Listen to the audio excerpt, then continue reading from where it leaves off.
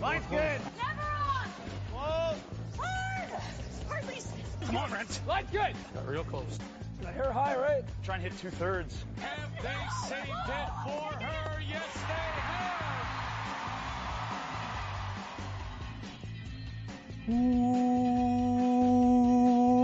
Welcome to Game of Stones, everybody. I am Sean Graham Scott, physically distancing, as always, in the midst of a tornado warning. Scott, hello.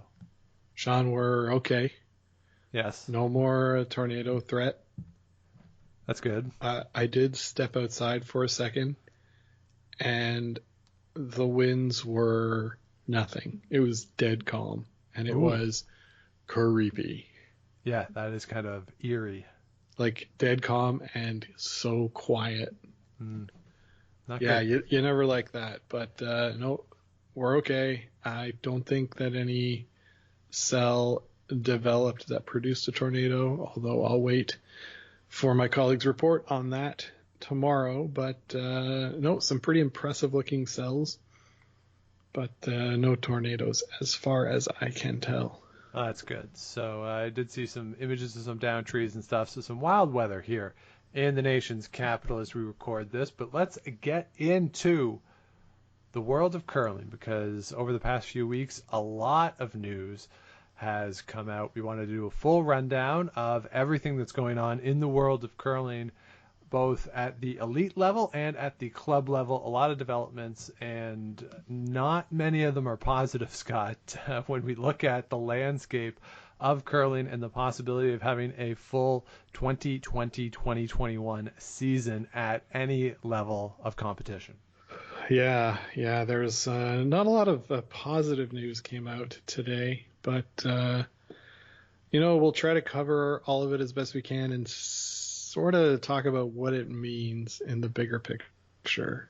Yeah, so let's start with probably the biggest announcement that has been made thus far. This was last week, and it is that Curling Canada will not be holding the Canada Cup as scheduled late November into early December out there in Fredericton. It was the first time it was going to go east of Manitoba, and it will not take place out there in Fredericton. Now, it's important to note that Catherine Henderson, who is the CEO of Curling Canada, did state unequivocally when they announced the Men's World Championships was coming to Ottawa that Curling Canada would have a full season of champions next year. Mm-hmm. I am doubtful that will be the case. I think the Continental Cup won't. I think that's gone. I think we can write that one off for sure. But the Canada Cup is more important for Curling Canada because it has that automatic entry into the Olympic trials. Mm-hmm. So, Scott, with the postponement of this, two questions. First, how hard do you think they're going to try to get the Canada Cup played? And second, what impact do you think this has on the teams who would be normally gearing up for that event?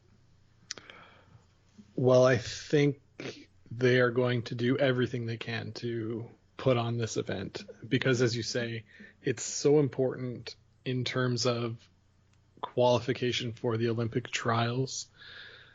And for better or worse, curling is now geared around the Olympics, as we all know. So what was important in this announcement was that we're going to talk about these other events, the Mixed Championship and the Everest Club Championships. Those were canceled.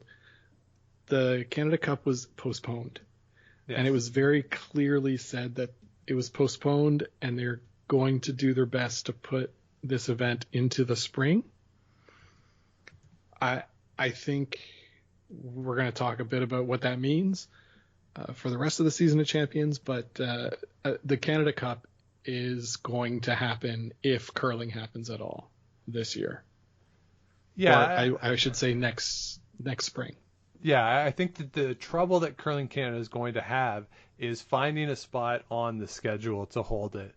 Because once you get into January, you're running up against provincial championships and then the Brier and then the Scotties and then the World Championships. And there is no way that the teams will agree to have the Canada Cup played during the World Championship because one of them won't be there. Like let's be honest, and this is something that we'll get to a little later of who actually has a chance to win the Brier and the Scotties, but it's the case that then the Canada Cup would have to be played in April, and of course the Grand Slams are planning on having their 2 events of the season in April. So it's weird to say that in the midst of all sorts of cancellations and all the restrictions that are going on right now, that Curling Canada has a scheduling problem to try to find a place to fit in this particular event. The place to put it, I think, naturally would be in that slot that is currently held for the Continental Cup. I think that's the obvious choice. I think that is the place to put it. And it's early January. It's before provincials, at least provincials for the teams that would be playing in the Canada Cup. So that's where I'm looking at a rescheduling of the Canada Cup because, as you say, I do think Curling Canada will try really hard to get it in. The other side of this, though, is if they don't get it in, I don't think it's the end of the world just to say we have another spot available on points. The teams that play in this are obviously the top teams on the CTRS. To give another spot 2 points for the trials, I don't think the teams are going to argue too much about that, given that they're going to get in anyway on points, a couple of them. So there is an incentive to do it for Curling Canada and for TSN. I don't think it's quite as big of an incentive, certainly as the World Curling Federation has, to get the World Championships played this year. But it is more important than the Continental Cup. So, and this is, I'm basing this on my own speculation. I haven't heard anything concrete from anybody, but that's the slot in the schedule that I would be looking for a rescheduled Canada Cup. Yeah, and I think, we were talking a bit before we got started today. I think we both agree that the Continental Cup is the one to go here. Oh, yeah. Right? It's like not important, really. If TSN can replace it with something better, which would be the Canada Cup, they will. Yep. It's sort of a no-brainer. Yeah, and they have a building booked. They have a building already set for it. There would be, obviously, it wouldn't be in Fredericton, right? You just do everything where you're already planning to be. So the logistics of it are super easy. Well, not super easy because you have to add another sheet, and yes, there's more people coming in. But yeah, it's not like you have to book a whole new location. No, I have a couple of questions for you, Sean. Yeah. Would Curling Canada be open to hosting the men's event and the women's event separately in view of social distancing rules and making it less people on site? Potentially. Yeah, and you could have a situation in where the women's final is on Wednesday afternoon, a la Saskatchewan Scotties. I was gonna give the women the back weekend, but sure. You certainly could do that. I do think though that with the Canada Cup, it would be relatively easy, I think, to have it so that the men and women never see each other. Right, you could have them completely separated at different hotels. They're never in the building at the same time together. I don't think that would be that difficult to isolate them. The cost of getting either an additional place to run the events or the inconvenience or struggle of having 9 teams needing to play 8 games and playoffs over the course of 3 or 4 days. So it would take away, it would mean teams playing 3 games in a day if you had them one after the other in one location. I don't know how fair that would be to the players or how much the players would want to do that. So I think the more likely scenario is that you have the men and women in their own little bubbles of sorts and they never come into contact with each other. Well, Sean, you're never going to enforce that bubble because so many of the curlers are related. But they don't stay together when they're on tour and they're at events. No?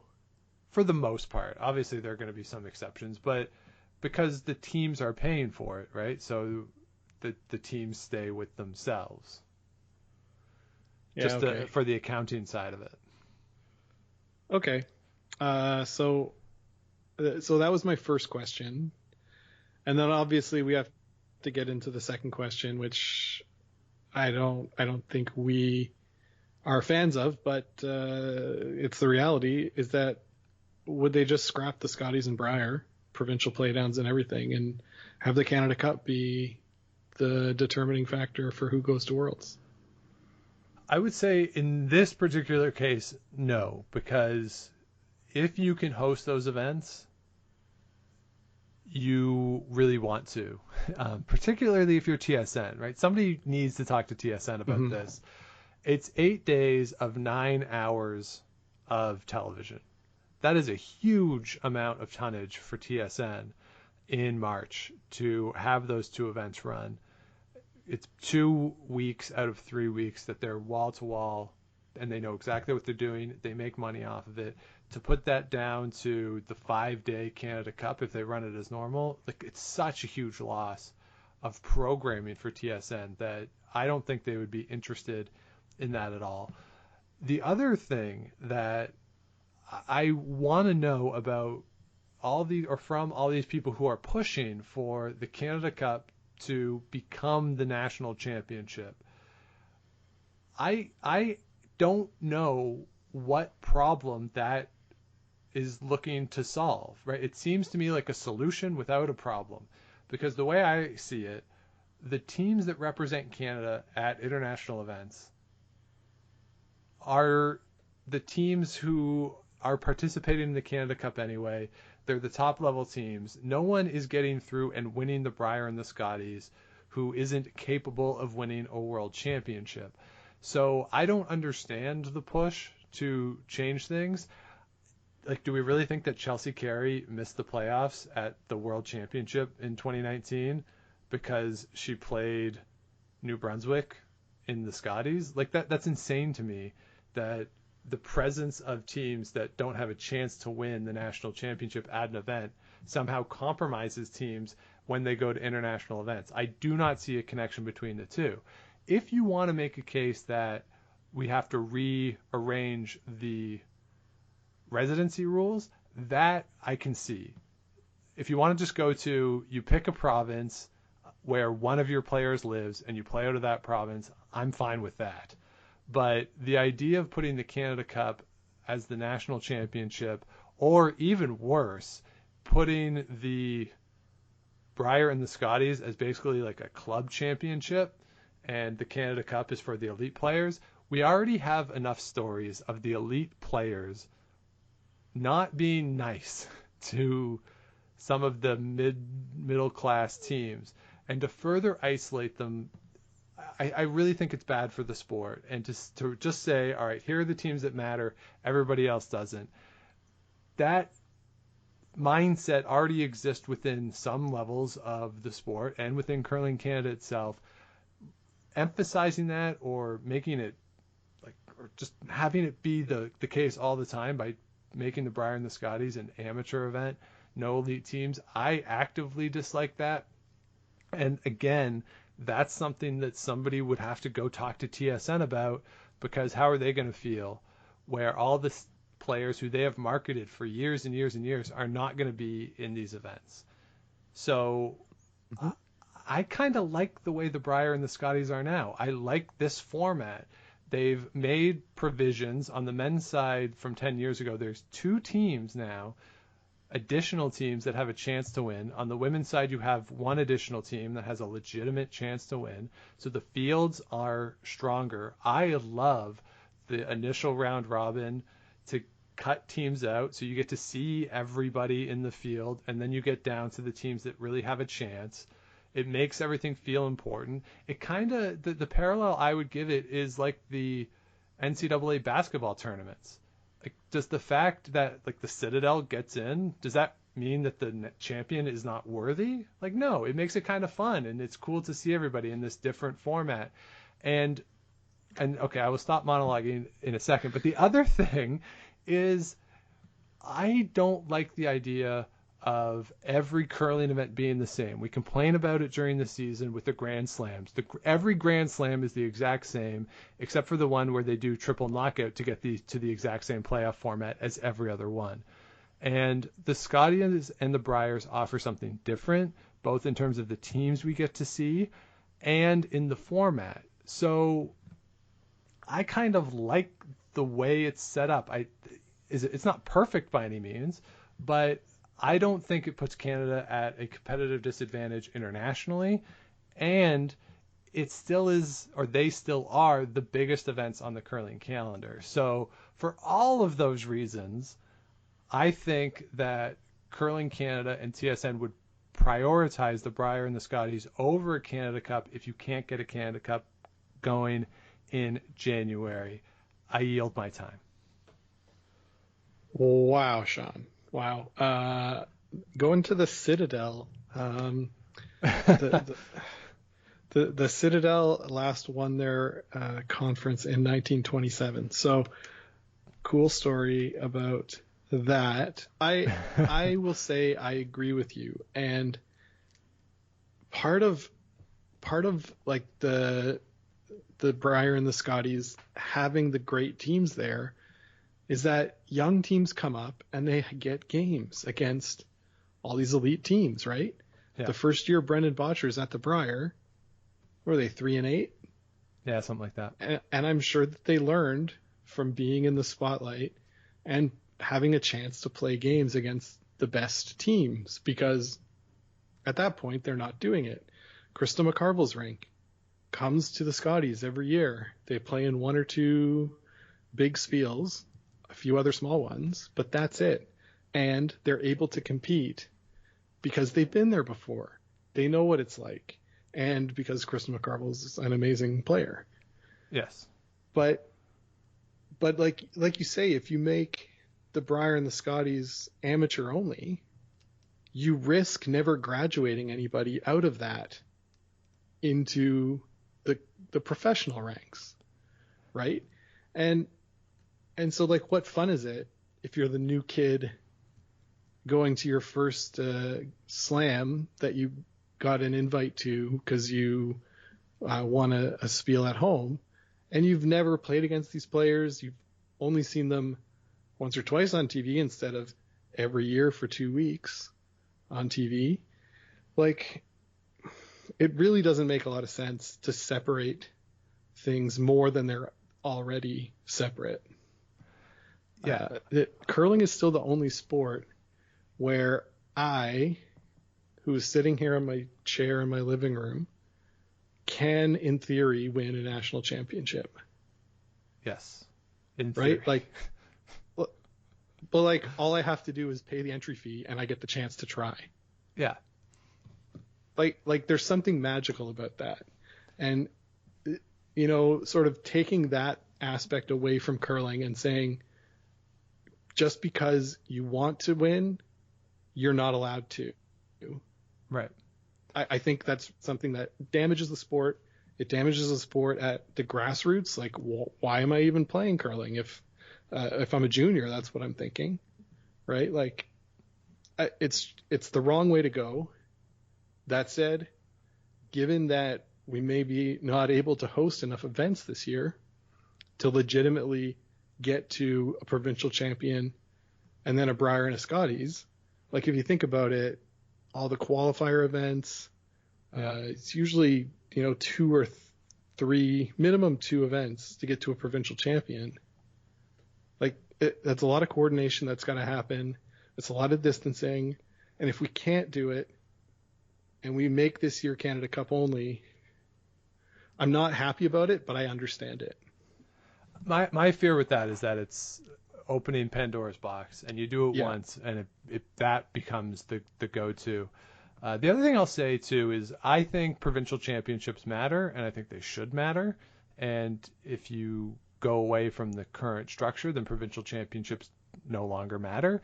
Sort of the way the mixed doubles provincial championships, they sort of matter, but not really in terms of getting into a national championship.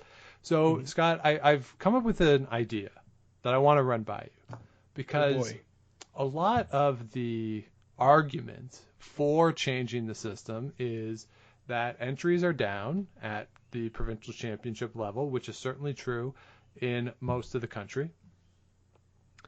And therefore, if we allowed the Brier to be more of an amateur championship, more people would participate. Here's my alternative, and it leads us into the club national championship, which hasn't taken off to the extent that I think Curling Canada has wanted it to take off. So here's my idea. The Curling Club National Championship, the men's takes place in the same city at the same time as the Brier. The women's takes place in the same city at the same time as the Scotties. And in the venue for those events, there's a fifth sheet added. And every draw, there's a game from the club national championship that takes place in the arena. The other games take place at the curling club that is hosting the event. I don't think a lot of people know this, but every Scotties and Brier is hosted by a curling club officially. So the club national championship takes place at that curling club, and then one game everyone will get to play on the arena ice. The playoffs for the club championship take place on the arena ice, including the final. And then we get this merging, or a further merging, of the club level, the great club level middle class players and the elite players playing on the same ice at the same time. I think this would incentivize teams and players to try for that club championship and go to those provincials. Maybe it helps encourage people as they get some reps on arena ice. Maybe that lets them or encourages them to enter provincial championships on the other side. And I don't see the downside to this. I think it's a win-win-win for everybody involved. It decreases cost on Curling Canada's end to a certain degree at having to run separate events at separate places by bringing resources together in a city.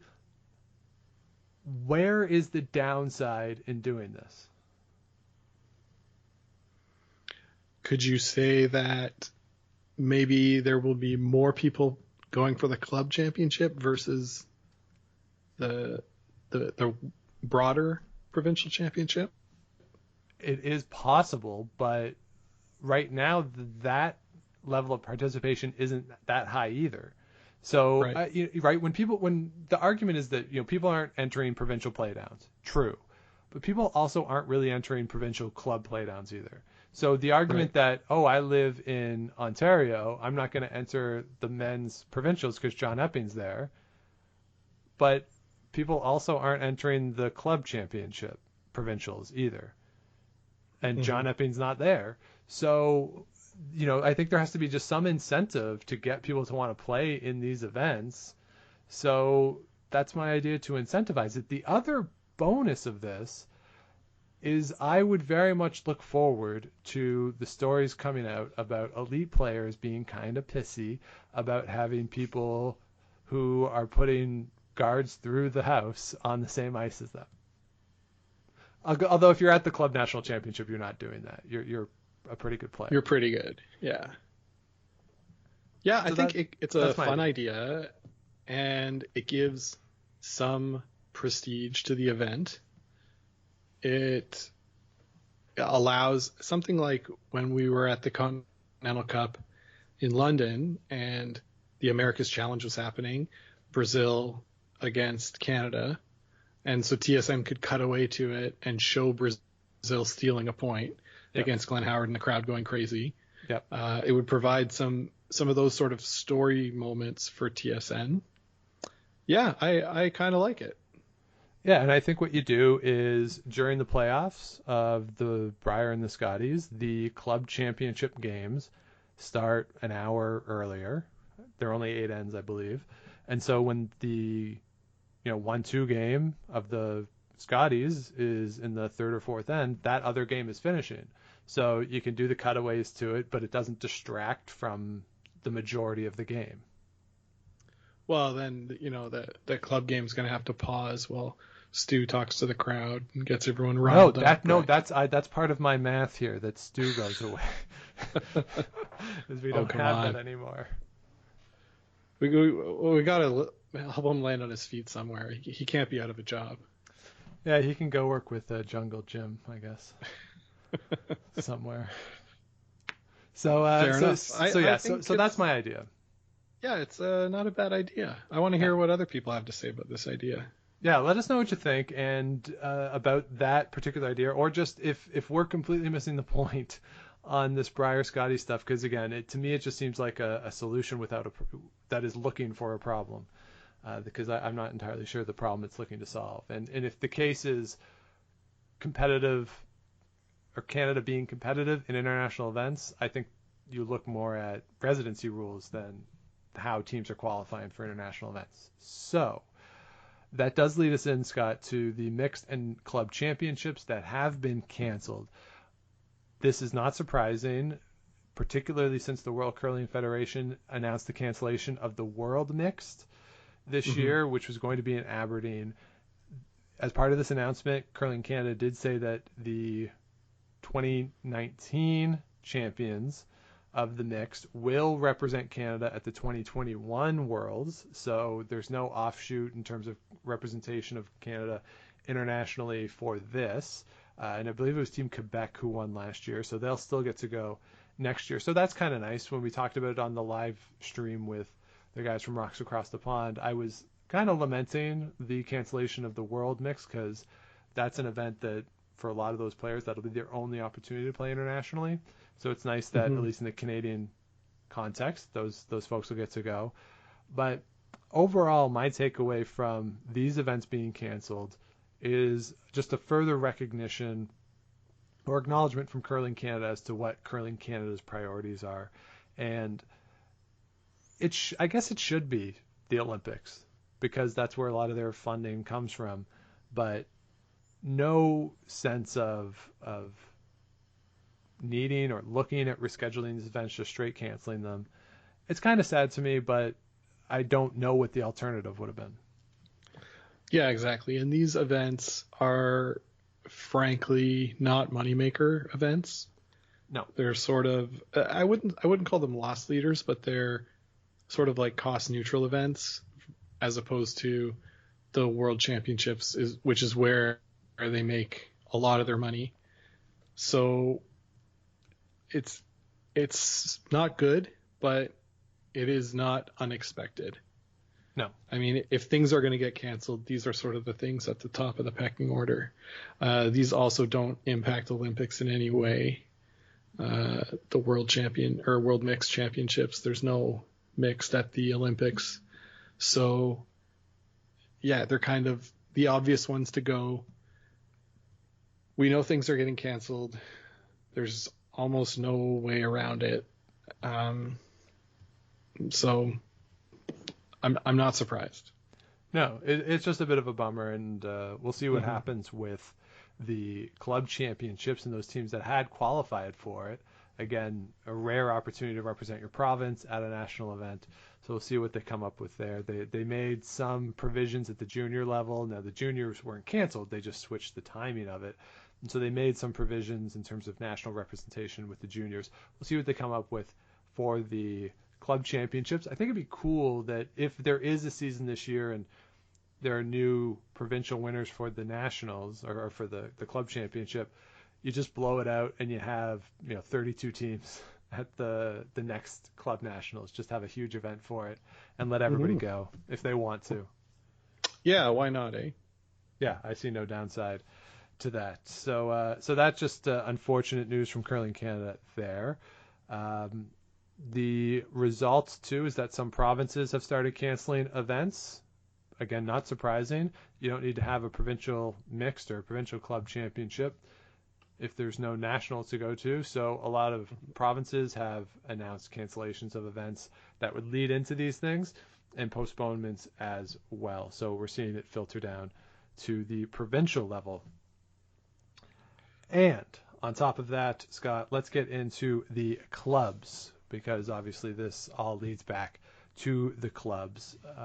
Several clubs across the country have announced that they will not be proceeding with junior curling or Little Rock curling, at least until Christmas, some all season, citing the lack of children for social distancing.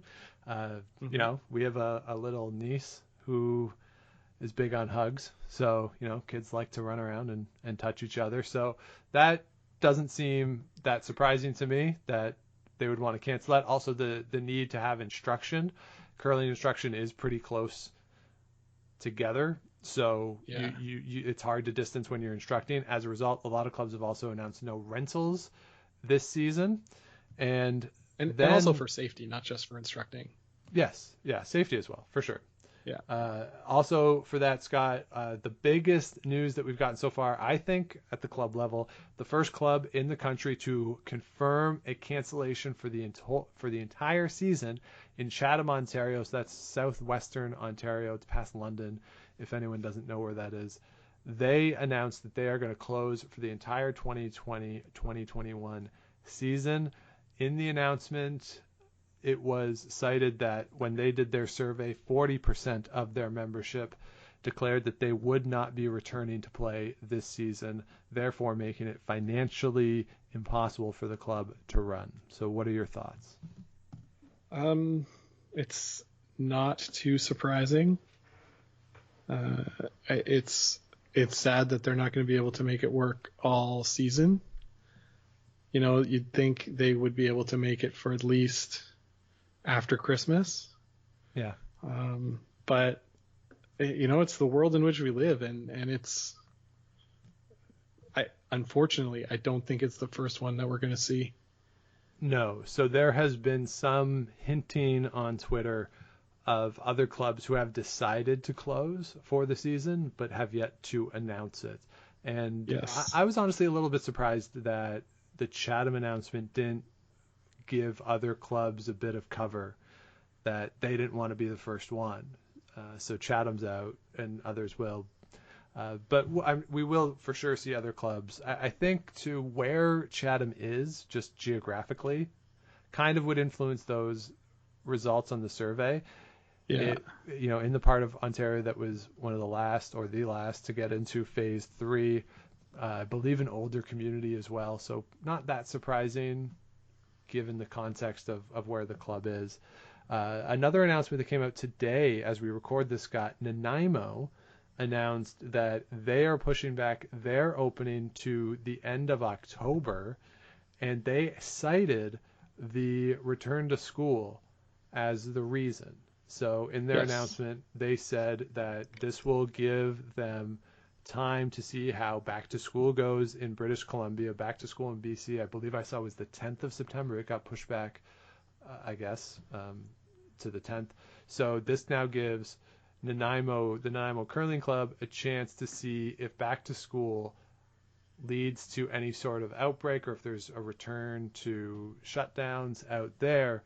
It gives them time before they put in their ice to see how things are going in the region. Yeah, buying a little bit of extra time is really a good idea. I think we'll see more and more clubs following this kind of model. Yeah. Let's wait and see.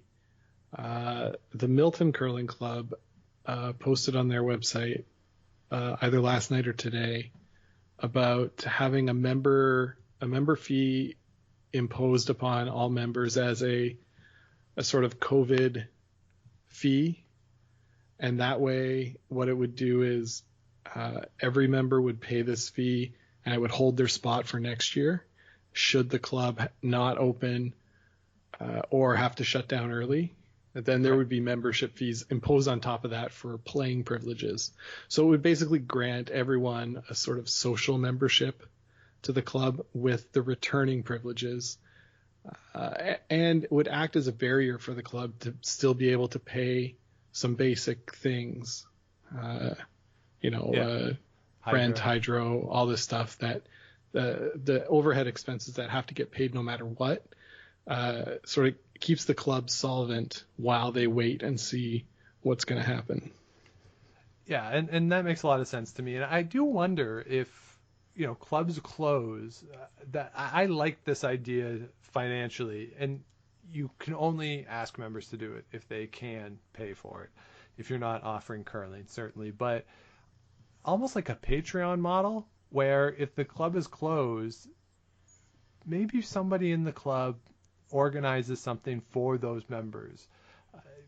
Whether it's digital or something else, like little events, things that they can do to make it feel like they're still getting something for that membership, and just to keep the spirit of the club alive in some way, keep that community going. That I think that'll be interesting to see if folks do that. It feels like the virtual broom stacking that was going on through the summer, like something like that, but at a micro club level, just to keep people invested and going into the club if there is no curling. Yeah, maybe some like online bridge tournaments or different things to, like, you're right, to keep the membership engaged, because if the club pulls away, they risk losing the membership, Yeah. So, but the needs for funds to get through the winter, that's going to exist at facilities all across the country. Mm-hmm. So, if members can do it, I think that they will be asked to at a lot of places across the country. Yeah, and I like, we've talked about, is curling charging enough? Are curling clubs charging enough? And I don't think anybody can say to them, oh, you guys are flush with cash, why are you making me pay $100 fee? Right. So, like I said, like you said, if you can pay it, we should be doing that. Yeah, and just in general, a lot of the survey results that have been made public tend to show a majority of people in clubs willing to return and wanting to return to play this season. Now, obviously, some of these were done in July and June in some cases. So as we get closer to the season, it seems to be changing a little bit, is the sense I'm getting, the same way that in July it was schools have to open 5 days a week, no matter what, in person, everywhere across the country. And now, as we get closer to it, there seems to be a little bit more, I don't know, fear, but trepidation and it wanting to ensure that everything is safe. So as things get closer and closer, it seems like attitudes might be changing on the curling side of it. So it'll be interesting to see what happens once clubs have to start putting ice in order to get the season going, because that's really where the investment is for the season, is putting that ice in. And are members 100% committed to going and playing if the ice is put in? Yeah, it's still a lot to be determined, for sure. Yeah. And Curling Geek is keeping track of all that over at his website, curlinggeek.com. Yeah, so there's a whole COVID section there for club openings and some survey results as well, and also some sample rules that clubs are putting in. It's kind of a good way to see how your club is stacking up against others. And of course, the great Curling Lounge Simulator, where you can see how much space you need depending on how big your facility is. Yeah, I was just playing around with it. It's seems like there's lots of violations. All right, so anything else, Scott, at the club level? Let me think. I don't think so. All right, so let's move on to something then that there's no confirmation that this will happen. There's no even confirmation, I think, that it will be voted on, but it was floated at the World Curling Federation's meeting last week. And this, Scott, is something that I really like. You're a little less in on it than I am, but the idea is to replace the Pacific Asia Curling Championships with a transcontinental curling championship, which would combine the Pacific Asia zone and the Americas zone into one event. This would mean that Canada and the United States potentially Brazil and Mexico as well, would be playing off against teams from the Pacific Asia region for World Championship spots every year, the same way that the Euros do it. The Pacific Asia Championship already does this. It would just be adding in the Americas zone, and presumably the 2 spots in the World Championship from the Americas zone would combine with the ones from the Pacific Asia zone. I really like this idea. You don't. Why not? Well, you mentioned earlier that the people who are proponents of the Canada Cup choosing Canada's rep at Worlds are a solution looking for a problem. I see this as like, who is really sad about this? Is it Brazil or Mexico that feels like they don't have a shot to get to the Worlds because Canada and the US are there all the time? I don't know really who this benefits, other than maybe the 4th team in the Pacific Asia region. What I mentioned to you yesterday was that as long as we're going to continue having Canada host one of the 2 World Championships each year, Canada is guaranteed a spot in those events. Yes. And so then basically it's the US has to go and play against all the teams from the Pacific Asia region to get in. I think it's a little bit unfair to have the US and Mexico and Brazil, but to have the US have to go, because likely this will take place in Asia somewhere. Yeah. Like, they have to go and do this every year. So I sort of wonder why. I guess, like, so that US doesn't get an automatic spot. Like, I wouldn't be worried about Canada not getting a spot out of this, because it would be 4 spots. They'd be playing for 4 spots instead of 3. Well, 5 in years that Canada isn't hosting. Right. Okay. So yeah, I don't really know who it benefits. Tell me why I'm wrong. So the reason I'm excited about it, or I think it'd be fun, is that it's another high-level competition early in the season. I think that it's easy to decide who goes for Canada. If it happens at the same time as the Pacific Asia Championship happens now, then the team that goes is the team that won the Scotties and the Brier the year before. Easy. It's an extra thing that you get to do as Team Canada. So that, fine. That I have no problem with that. I like it because, well, one, you want to talk about elite players getting pissy about, not elite players being around. Curling Canada, when they had to set up the thing for the challenge, when Brazil challenged to get a spot in the World Championship, and they had to play Canada because the United States had the automatic berth because it was in Vegas, Curling Canada lost their shit over that. At least, well, I mean, I don't know how they actually felt like in the boardrooms and stuff. How it went down in the moment, they were not pleased that they had to do it.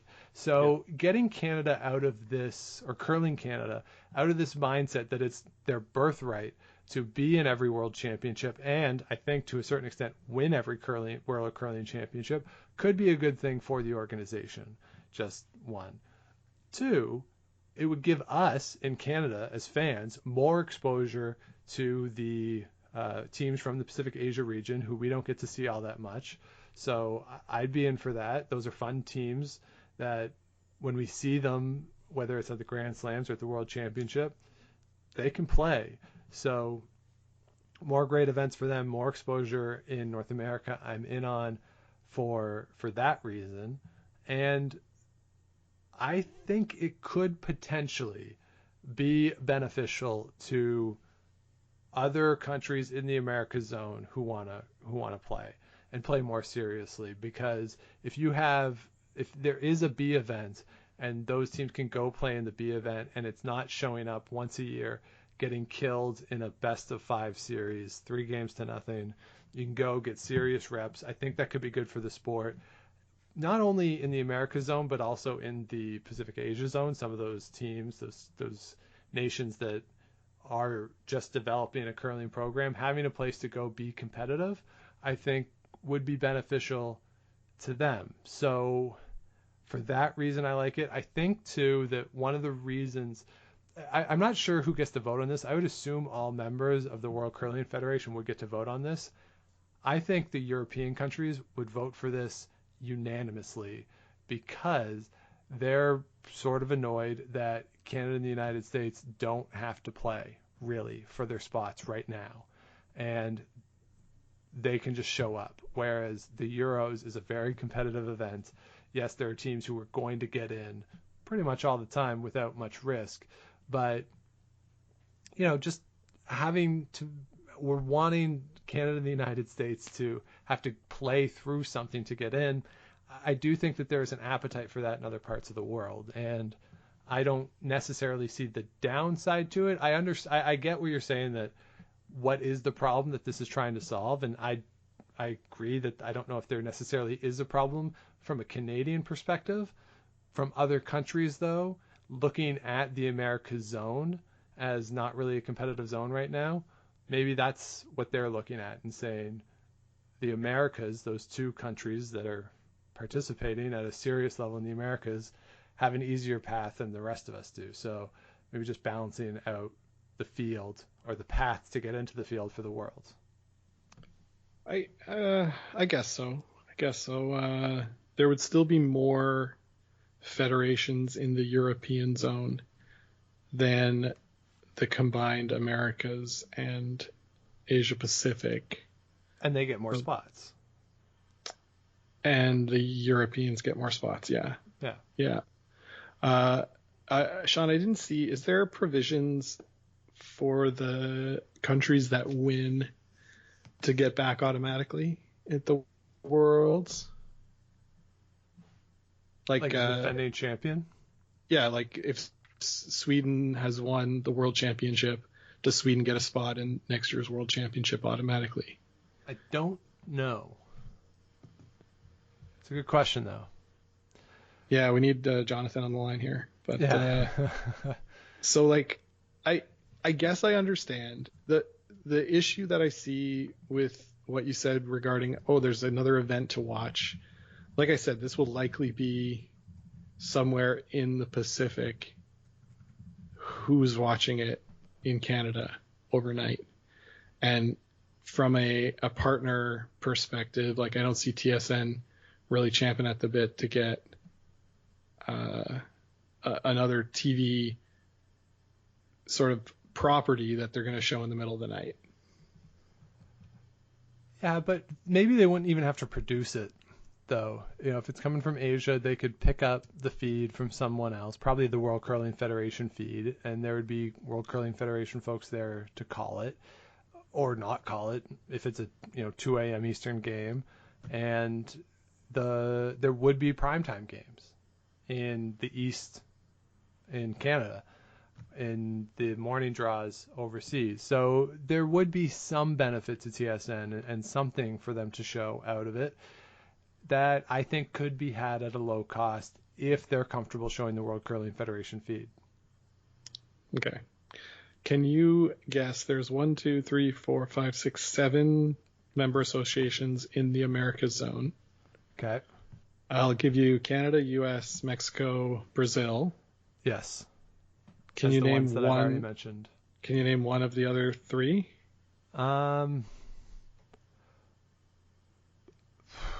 That's probably harder than it should be.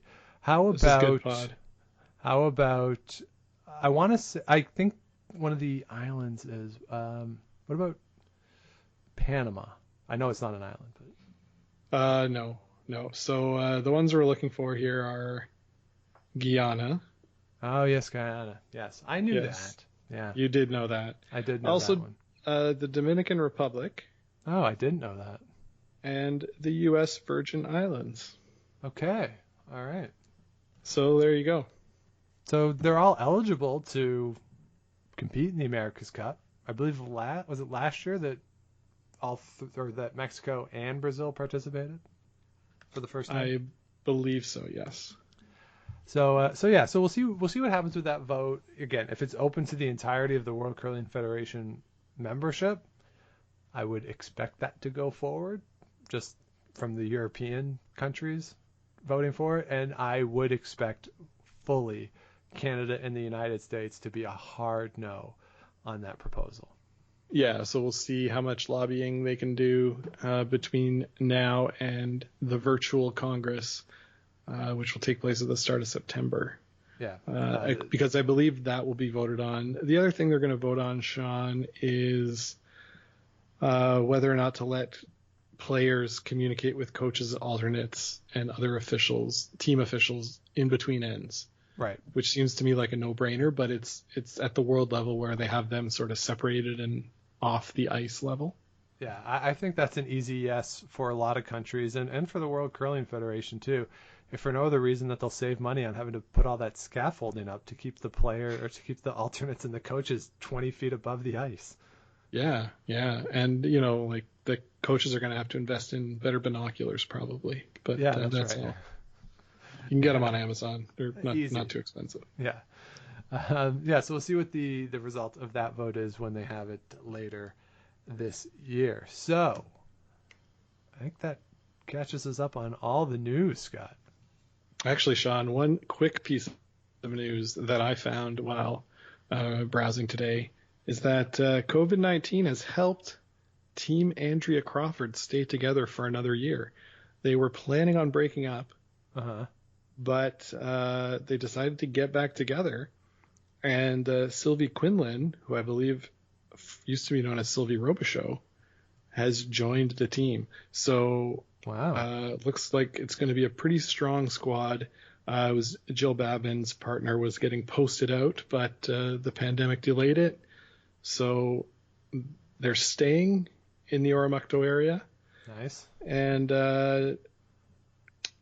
Jen Armstrong is the one who's moving away. So, it's going to be another strong squad there from the Oromocto. Yeah, I mean, having Sylvie on that team does strengthen it significantly. Yeah, and I think, they could make some noise and maybe qualify for that championship pool.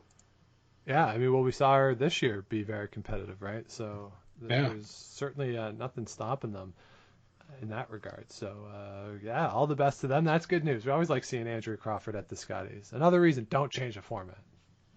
Darn right. Andrea Crawford, Jamie Murphy. Case closed. Putting rocks in play. People who will mix it up, put rocks in play. All exactly. Good. Yeah, so there's the news from the world of curling. There were also a couple baby announcements this week, but I can't remember who they were. And I feel bad for that. So congratulations to all the curling babies over the summer. Yeah, there have been quite a few. Too much for us to keep track of. But check out Twitter or Instagram. Yeah, there was one. It was somebody who played in the Scotties who had a baby recently, and it certainly wasn't announced at the Scotties that she was pregnant. It was Cara Theveno had one from Team Saskatchewan. Yeah. And the second from Team Saskatchewan, too, Jesse Hunkin. Yeah. Also had a baby very recently. Yeah, so all sorts of babies coming out. Front-end babies. Yeah, so exciting times. Congratulations to all those who are welcoming new members of their family. It's exciting times for them on the personal front, and certainly we hope that things get resolved in the world so that, grandparents and extended family and friends can all come together and celebrate and all that fun stuff. Yeah. I think friends I have who are, have had babies are gradually getting into the, better family situation where the grandparents are in the bubble. Yeah. So it's getting better. So let's hope for continued success. Absolutely. So that'll do it for this week's episode. Thank you, everybody, for listening. If you have not yet, please do subscribe to the show wherever it is you get your podcast. Give us the likes, the ratings, the comments, all that stuff helps other people find the show and keeps us going. You can also follow along with everything going on Instagram and Twitter at Game of Stones Pod. And of course, you can also follow us on Facebook, where we're continuing our Monday chats with the guys from Rocks Across the Pond. Scott, we had our least watched one today as we played a season of Survivor. Yeah, our least watched, but the one nearest and dearest to my heart. So It was fun. Definitely, it was fun. to do. Check out the video on Facebook to see which curler took away the championship belt, became the sole survivor.